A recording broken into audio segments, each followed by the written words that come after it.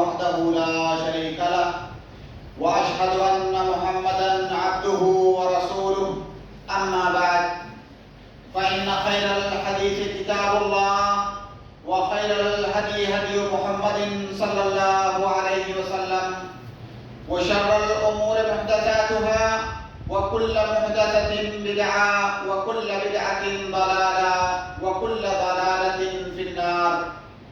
أعوذ بالله السميع العليم من الشيطان الرجيم من همزه ونفخه ونفثه. بسم الله الرحمن الرحيم. يا أيها الذين آمنوا اتقوا الله حق تقاته ولا تموتن إلا وأنتم مسلمون. يا أيها الناس اتقوا ربكم الذي خلقكم من نفس واحدة وخلق منها زوجها وبث منهما رجالا كثيرا ونساء واتقوا الله الذي تساءلون به والأرحام إن الله كان عليكم رقيبا. يا أيها الذين آمنوا اتقوا الله وقولوا قولا سديدا يصلح لكم أعمالكم ويغفر لكم ذنوبكم ومن يطع الله ورسوله فقد فاز فوزا عظيما.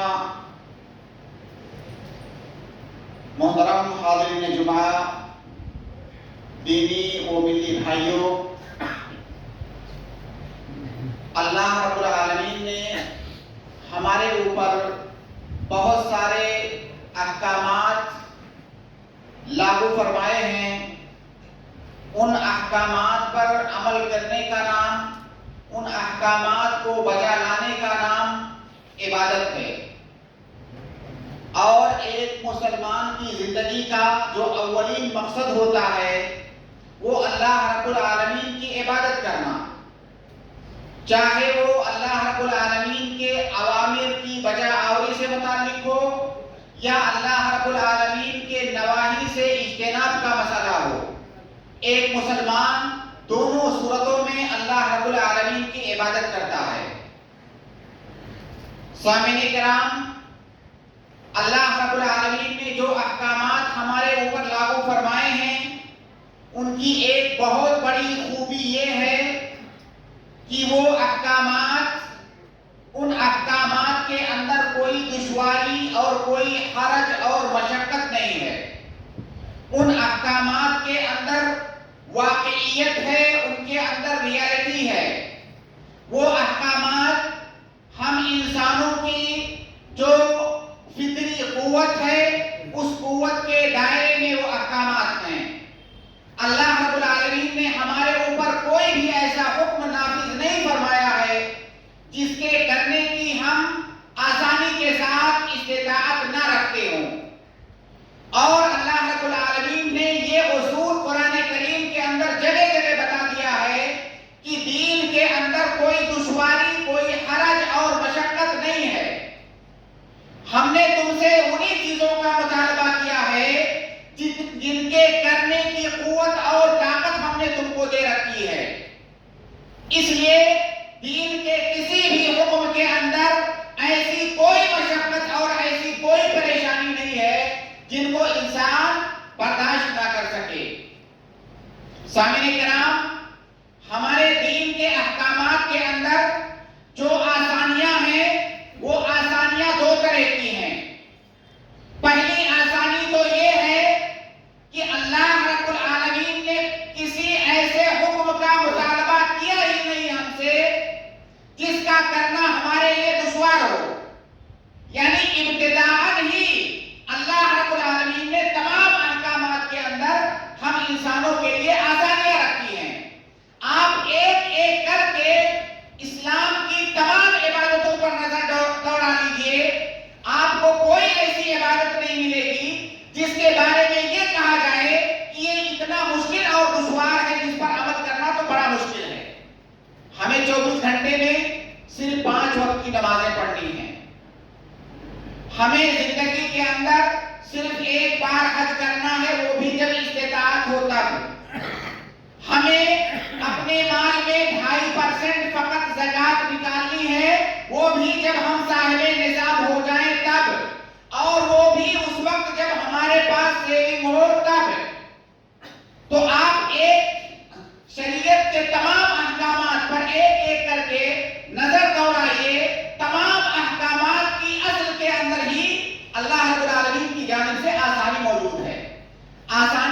دوسری نوعیت یہ ہے کہ اللہ رب العالمین نے جو احکامات ہمیں دیے ہیں وہ اول تو ویسے ہی آسان ہیں، لیکن اگر ان آسان احکامات پر عمل کرنا بھی بعض حالات میں ہمارے لیے مشکل ہو جا رہا ہے تو وہاں پر نئے سرے سے اللہ رب العالمین ہمیں آسانی دیتا ہے۔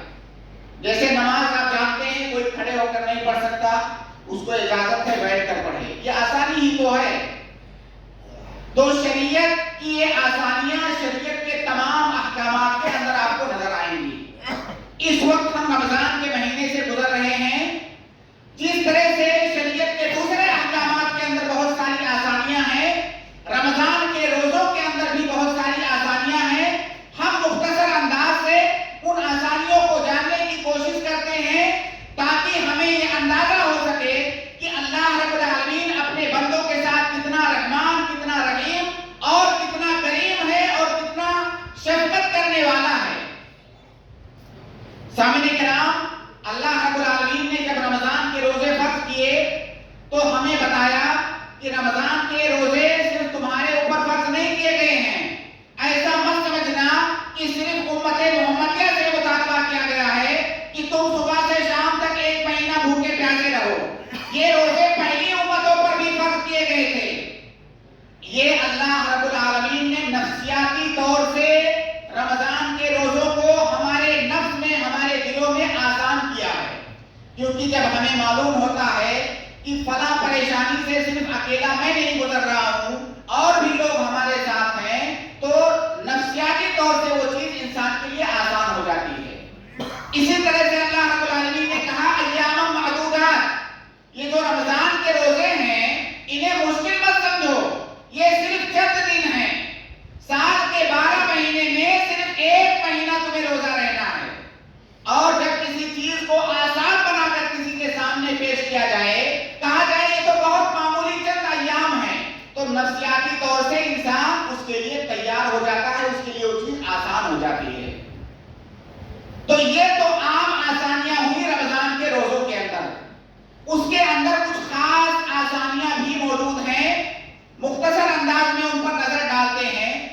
جب رمضان کے روزوں کو آپ دیکھیں گے تو آپ پائیں گے کہ اللہ رب العالمین نے رمضان کے روزوں کو بیک وقت فرض نہیں کر دیا ہے، اس کو مرحلہ وار فرض کیا، باقاعدہ انسانوں کو تیار کیا مرحلہ وار، اور جب وہ اس کے لیے تیار ہوئے تو موجودہ شکل میں جو روزے ہمارے اوپر فرض ہیں اس طرح سے فرض کیے گئے۔ سب سے پہلے صرف عاشورہ کا روزہ فرض تھا، یوم عاشورہ کا، جیسا کہ اللہ کے نبی صلی اللہ علیہ وسلم کی حدیث ہے۔ تو سب سے پہلے مرحلے میں صرف عاشورہ کا روزہ فرض تھا۔ جب لوگوں کو اس کی عادت ہو گئی، اس کے بعد اللہ رب العالمین نے دوسرے مرحلے میں رمضان کے روزے فرض کیے۔ لیکن جب رمضان کے روزے دوسرے مرحلے میں فرض کیے تو وہاں پر یہ اختیار رکھا کہ جو چاہے روزہ رکھے، جو چاہے فدیہ دے دے۔ ضروری نہیں ہے کہ روزہ رکھو، چاہو تو روزہ رکھو، چاہو تو فدیہ دے دو۔ یہ دوسرے مرحلے کی بات ہوئی۔ پھر تیسرے مرحلے میں جب لوگ اس کے لیے بھی تیار ہو گئے تو تیسرے مرحلے میں اللہ رب العالمین نے کہا کہ نہیں، اب جو بھی رمضان کا مہینہ پاتا ہے اسے روزہ رکھنا ضروری ہے۔ فمن شہد منکم الشہر فلیصمہ، اب فدیہ دینے کی گنجائش نہیں ہے، اگر آپ استطاعت رکھتے ہو تو آپ کو روزہ ہی رکھنا ہے۔ یہ تیسرا مرحلہ تھا۔ لیکن اس تیسرے مرحلے میں ایک چیز ایسی تھی جو بہت دشوار تھی کہ اگر آپ نے دن بھر روزہ رکھا، افطاری کا ٹائم ہوا، آپ سو گئے، اگر آپ سو گئے تو اب آپ کو کچھ کھانے پینے کی اجازت نہیں ہے، اب اگلے دن کا روزہ کمپلیٹ کر کے تب آپ کو کھانے پینے کی اجازت ہوگی۔ رات میں کھانے پینے کی اجازت، سونے کے بعد کھانے پینے کی اجازت نہیں تھی۔ پھر اس کو اللہ رب العالمین نے منسوخ قرار دیا اور چوتھے مرحلے میں روزہ جو اس وقت ہمارے پاس جس شکل میں موجود ہے اس شکل میں روزہ آیا۔ تو یہ روزے کے اندر آسانی کی ہی ایک دلیل ہے کہ اللہ رب العالمین نے روزے کو مرحلہ وار فرض کیا تاکہ ہم انسان اس کے لیے نفسیاتی طور سے تیار ہو جائیں۔ اسی طرح سے روزے کی آسانیوں میں سے ایک آسانی یہ ہے کہ اللہ رب العالمین نے بیمار آدمی کو روزہ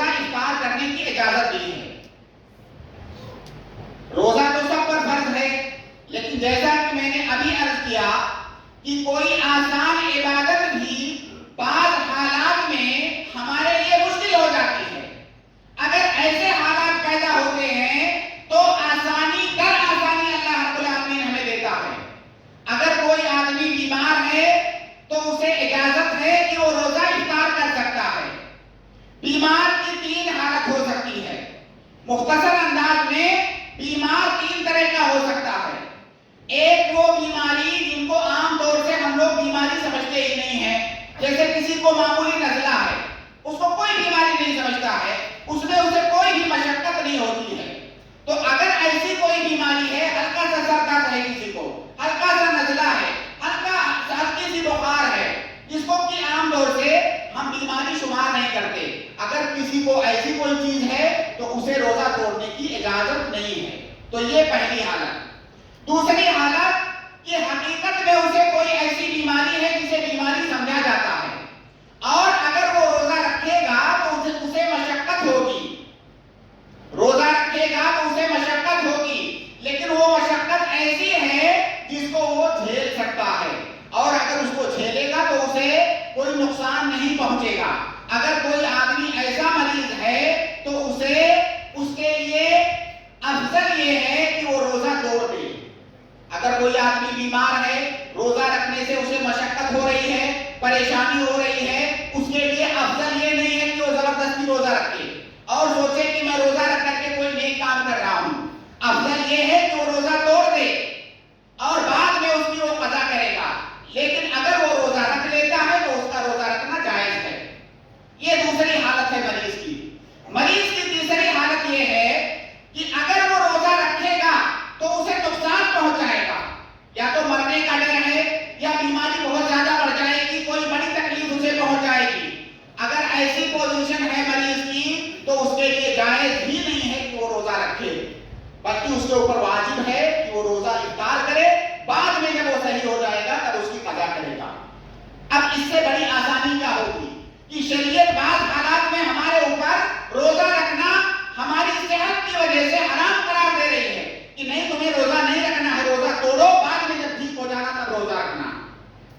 اسی طرح سے مریض کے علاوہ مسافر کو بھی روزہ افطار کرنے کی اجازت ہے.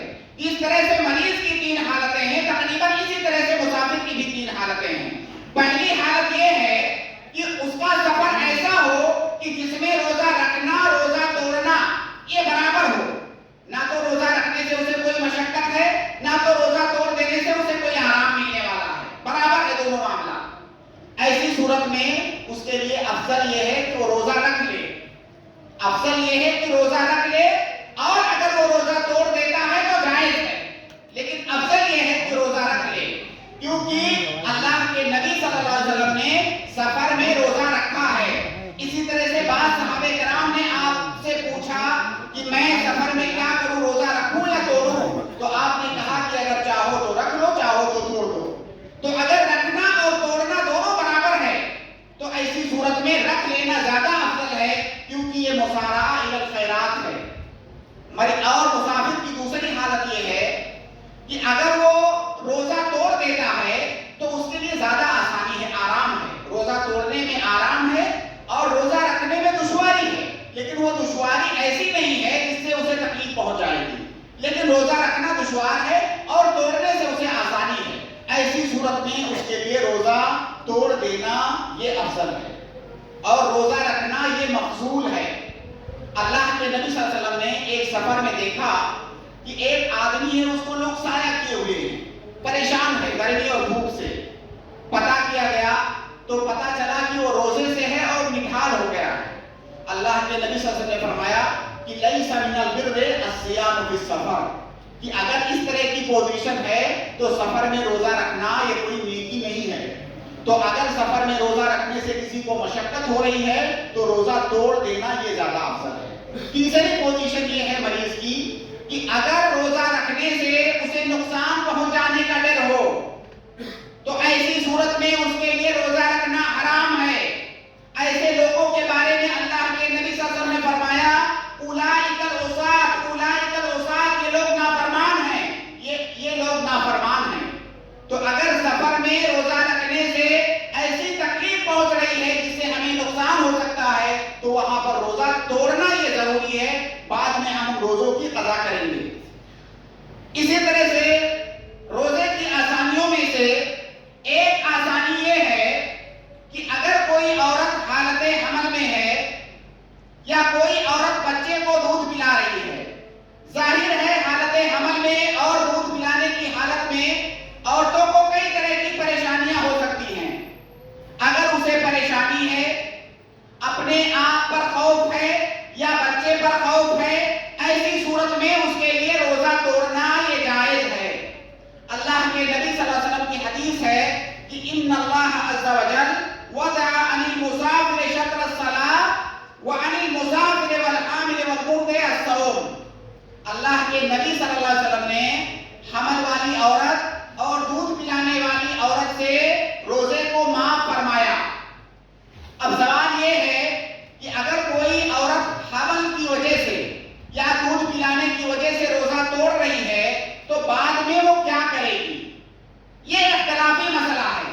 اس کے سلسلے میں کوئی صریح حدیث موجود نہیں ہے، اللہ کے نبی صلی اللہ علیہ وسلم کی کوئی صریح ہدایت موجود نہیں ہے، لیکن اس کے سلسلے میں عبداللہ ابن عباس رضی اللہ تعالی عنہ اور اسی طرح سے عبداللہ ابن عمر رضی اللہ تعالی عنہ کا صحیح اثر موجود ہے کہ اگر کوئی عورت حمل کی وجہ سے یا دودھ پلانے کی وجہ سے روزے توڑ رہی ہے تو ایسی عورت روزے کی قضا نہیں کرے گی بلکہ فدیہ دے گی۔ فدیہ مطلب ہر ایک روزے کی طرف سے ایک مسکین کو کھانا کھلائے گی۔ تو اگر حمل والی عورت حمل کی وجہ سے یا دودھ پلانے کی وجہ سے روزہ چھوڑ رہی ہے تو ہر روزے کی طرف سے وہ فدیہ دے گی۔ یہاں پر ایک بات دھیان رہے کہ ولادت کے بعد عورت کچھ ایام تک نفاس سے گزرتی ہے اور ظاہر ہے نفاس کے ایام میں بھی بچے کو دودھ پلا رہی ہوتی ہے، تو اب یہاں پر اس کا روزہ چھوڑنا یہ بچے کو دودھ پلانے کی وجہ سے نہیں ہے بلکہ یہاں پر اس کا روزہ چھوڑنا نفاس کی وجہ سے ہے۔ جو ولادت کے بعد اس کو خون آتا ہے اس کی وجہ سے روزہ چھوڑ رہی ہے، لہذا اس کو قضا کرے گی۔ لیکن جب نفاس کے ایام گزر گئے اور بچے کو دودھ پلانے کی وجہ سے اگر روزہ چھوڑ رہی ہے تو وہاں پر روزے کی قضا نہ کر کے ہر ایک روزے کی طرف سے ایک فدیہ دے گی۔ اسی طرح سے روزے کی آسانیوں میں سے ایک آسانی یہ ہے کہ کوئی آدمی اگر اتنا بوڑھا ہو گیا ہے، اس کی عمر اتنی زیادہ ہو گئی ہے کہ اب وہ کمزور ہو گیا ہے، روزہ رکھنے کے قابل نہیں ہے، برداشت نہیں کر سکتا، چاہے کوئی آدمی چاہے کوئی عورت، ایسے لوگوں کو ہماری شریعت نے رخصت دیا ہے کہ انہیں روزہ رکھنے کی ضرورت نہیں ہے۔ ہر ایک روزے کی طرف سے ایک مسکین کو کھانا کھلائیں گے۔ وَعَلَى الَّذِينَ يُطِيقُونَهُ فِدْيَةٌ طَعَامُ مِسْكِينٍ۔ اس آیت کی تفسیر کرتے ہوئے عبداللہ ابن عباس رضی اللہ تعالی عنہما نے کہا کہ یہ آیت منسوخ نہیں ہے بلکہ یہ بوڑھے انسان کے بارے میں، بوڑھا انسان جو کمزور ہو گیا ہے اس کے بارے میں، جو روزہ اب نہیں رکھ سکتا، ایسا انسان ہر ایک دن کی طرف سے ایک مسکین کو کھانا کھلائے گا۔ اسی طرح سے اگر کوئی انسان وہ بوڑھا نہیں ہے، جوان ہے، لیکن کسی ایسی بیماری کے اندر مبتلا ہو گیا کہ اب اسے ٹھیک ہونے کی کوئی امید نظر نہیں آ رہی ہے، ایسی بہت ساری بیماریاں ہوتی ہیں جن کے بارے میں ڈاکٹر مایوسی کا شکار ہو جاتے ہیں کہ اب یہ بیماری صحیح نہیں ہوگی اور آئندہ آپ روزہ رکھنے کے کبھی قابل نہیں ہوگے۔ اگر ایسی بیماری کسی انسان کو ہے تو اسے بھی اجازت ہے کہ وہ روزہ نہ رکھے اور روزہ نہ رکھ کر کے ہر ایک روزے کی طرف سے ایک مسکین کو کھانا کھلا دے، کیونکہ ایسا انسان اس بوڑھے انسان کے حکم میں ہے جو بوڑھا انسان اب کبھی جوان نہیں ہو سکتا، تو اسی طرح یہ مریض کبھی ٹھیک نہیں ہو سکتا، لہذا اسے اجازت ہے کہ وہ ہر روزے کی طرف سے فدیہ دے۔ روزے کی آسانیوں میں سے ایک آسانی یہ ہے کہ اللہ رب العالمین نے صبح سے شام تک ہمیں جن چیزوں سے رکنے کے لیے کہا ہے کہ فلاں فلاں کام نہیں کرنا ہے آپ کو، وہ چیزیں چند ایک چیزیں ہیں، محدود چیزیں ہیں۔ ایسا نہیں کہ پورے کاروبار حیات کو اللہ رب العالمین نے بند کر دیا ہے کہ آپ کچھ بھی مت کرو اور گھر میں بھوکے پیاسے بیٹھے رہو۔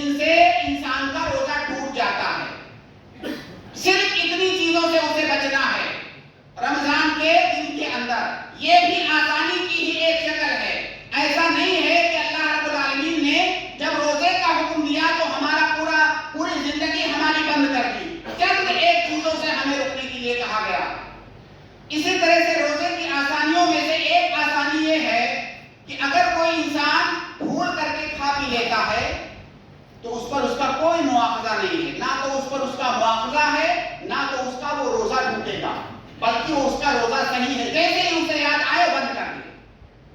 بلکہ ایسے آدمی کے بارے میں اللہ کے نبی صلی اللہ علیہ وسلم نے فرمایا کہ اسے جو غلطی سے بھول کر کے کھا پی لیتا ہے تو اسے اللہ نے کھلایا ہے اور پلایا ہے، ٹینشن نہ لے، وہ اس کا روزہ صحیح ہے۔ یہ روزے کی آسانی ہی ہے۔ اسی طرح سے روزے کی آسانیوں میں سے ایک آسانی یہ ہے کہ رمضان کے مہینے میں اگر ہم نے روزہ چھوڑا ہے، مان لیجیے سفر کی وجہ سے، بیماری کی وجہ سے یا کسی عذر کی وجہ سے کسی نے بھی روزہ چھوڑا ہے، تو بعد میں ایسا نہیں ہے کہ رمضان گزرتے ہی فوراً آپ کو ان روزوں کی قضا کرنی ہے، بلکہ آپ کے پاس پورا سال پڑا ہوا ہے، اگلا رمضان آنے تک کبھی بھی آپ ان روزوں کی قضا کر سکتے ہیں۔ بہت ساری عورتیں ایام ماہواری میں جن کے روزے چھوٹ جاتے ہیں، ایسی عورتوں کے لیے یہ رخصت ہے کہ اگلا رمضان آنے سے پہلے کبھی بھی وہ ان روزوں کی قضا کر سکتی ہیں۔ بلکہ اماں عائشہ رضی اللہ تعالیٰ عنہا اپنے بارے میں بتاتی ہیں کہ میرے روزے جو چھوٹتے تھے میں ان روزوں کی قضا کب کرتی تھی؟ اگلے سال شعبان میں، یعنی رمضان آنے سے تھوڑا جسٹ پہلے۔ کہتی ہیں کہ میں اللہ کے نبی صلی اللہ علیہ وسلم کی خدمت اور ان کے کام کاج میں اس طرح سے مشغول رہتی تھی کہ پورے سال میں ان روزوں کی قضا نہیں کر پاتی تھی اور شعبان میں کرتی تھی۔ تو یہ بہت بڑی آسانی ہے خاص طور سے ہماری خواتین کے لیے، لیکن بہت ساری خواتین اس میں یہاں تک غلطی کر بیٹھتی ہیں کہ اگلا رمضان آ جاتا ہے اور ان کے جو چھوٹے ہوئے روزے ہیں ابھی ان روزوں کو چھوڑ کے رکھا ہوا ہے اور رمضان آ گیا۔ اگر کوئی ایسا کرتا ہے تو وہ گناہ کا ارتکاب کر رہا ہے۔ رمضان آنے سے پہلے چھوٹے ہوئے روزوں کی قضا ہو جانی چاہیے۔ اگر کوئی قضا نہیں کرتا ہے تو گنہگار ہے۔ اب جب رمضان گزر جائے گا تو پہلے نمبر پہ تو اللہ رب العالمین سے توبہ کرے اپنے گناہ کے لیے، دوسرے نمبر پر جو روزے جتنے بھی روزے چھوٹے ہوئے ہیں اور باقی ہیں ان تمام روزوں کی وہ قضا کرے۔ اسی طرح سے روزے کی آسانیوں میں سے ایک آسانی یہ ہے کہ جو ہمارے چھوٹے ہوئے روزے ہیں مان لیجیے کسی کے 10 روزے چھوٹے ہیں، اب جب ان روزوں کی قضا کرے گا تو رمضان میں تو چونکہ روزے کنٹینیو رکھے جاتے ہیں ایک کے پیچھے ایک، لیکن قضا کرتے وقت ان روزوں کے اندر تتابع ضروری نہیں ہے کہ ہم جو ہے پے در پے وہ روزے رکھیں، بلکہ ایک روزہ ہم نے ابھی رکھ دیا، ایک روزہ 15 دن کے بعد رکھا، کیسے مرضی اس طرح سے روزے رکھ سکتے ہیں۔ تو یہ روزے کی آسانی، یہ بھی روزے کی آسانی ہے۔ تو اللہ رب العالمین نے یہ جو روزے ہمارے اوپر فرض فرمائے ہیں، اگر ہم ان روزوں کی اہمیت، ان کی فضیلت، ان کا اجر و ثواب، ان کا اخروی فائدہ اگر ہم اس پر نگاہ ڈالیں تو یہ جو تھوڑی سی مشقت ہمیں ہوتی ہے روزہ رکھنے سے، یہ مشقت کچھ بھی نہیں ہے۔ اور اگر یہ مشقت ہے بھی تو اگر یہ مشقت ایسی ہو جا رہی ہے کہ ہم اسے جھیل نہیں پا رہے ہیں تو ایسی صورت میں ہماری شریعت ہمیں رخصت دیتی ہے کہ ہم روزے توڑ سکتے ہیں۔ اللہ رب العالمین رحیم ہے، کریم ہے، وہ اپنے بندوں کے بارے میں بہتر جانتا ہے کہ ہمارے بندے کتنا بوجھ اٹھا سکتے ہیں۔ لا یکلف اللہ نفسا الا وسعها، اس لیے ہمیں اپنے دین کو سمجھنے کی ضرورت ہے، اپنے دین کے اندر جو خوبیاں اور جو اچھائیاں ہیں ان اچھائیوں سے واقف ہونے کی ضرورت ہے تاکہ ہم اللہ رب العالمین کے احکامات پر کما حقہ عمل کر سکیں اور ان سے فائدہ اٹھا سکیں۔ اللہ رب العالمین سے دعا ہے کہ اللہ رب العالمین رمضان کے اس مہینے کو ہم تمام مسلمانوں کے لیے خیر و برکت کا مہینہ بنائے۔ اللہ رب العالمین ہمارے صیام، ہمارے روزوں کو، ہماری نمازوں کو، ہماری تمام عبادتوں کو اللہ رب العالمین قبول فرمائے۔ اللہ رب العالمین اس مبارک مہینے میں ہمیں زیادہ سے زیادہ نیکیاں کرنے اور گناہوں سے بچنے کی توفیق عطا فرمائے۔ ہم اپنے آپ کو، اپنے نفس کو نیکیوں کا اس طرح سے عادی بنا لیں کہ جب یہ رمضان گزرے تو ہماری حالت بھی بدل چکی ہو۔ اللہ رب العالمین ہمیں اس بات کی توفیق عطا فرما۔ وآخر دعوانا ان الحمدللہ رب العالمین۔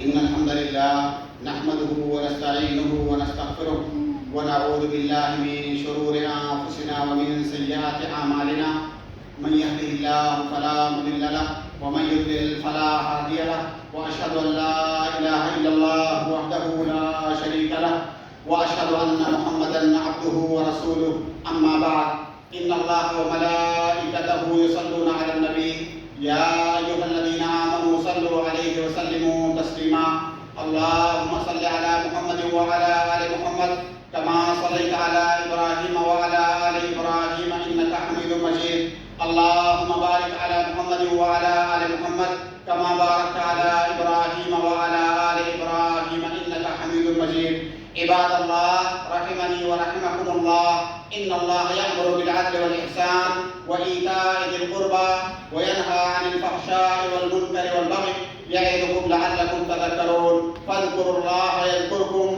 واشكروه على نعمه يزدكم ولذكر الله أكبر والله يعلم